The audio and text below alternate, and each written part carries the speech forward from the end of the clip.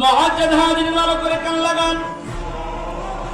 যুগে যুগে যত নবী এবং রাসূল আল্লাহ পাক পৃথিবীতে প্রেরণ করেছেন, প্রত্যেকটা নবী এবং রাসূলকে আল্লাহ রাব্বুল আলামিন মুজিজা দান করেছেন।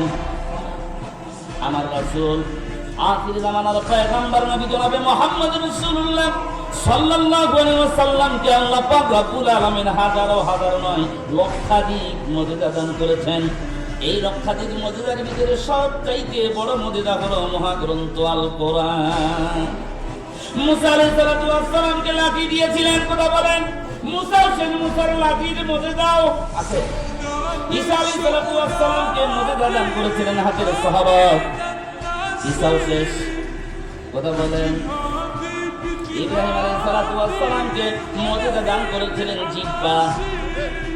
ইব্রাহিম আলাইহিস সালাতু ওয়াস সালাম দুনিয়া থেকে বিদায়, তার মুজিজাও বিদায়। মহানবী সাল্লাল্লাহু আলাইহি ওয়াসাল্লাম আখির জামানার পয়গম্বর দুনিয়া থেকে বিদায় নিয়েছে, কিন্তু সর্বোৎকৃষ্ট মুজিজা আছে না নাই?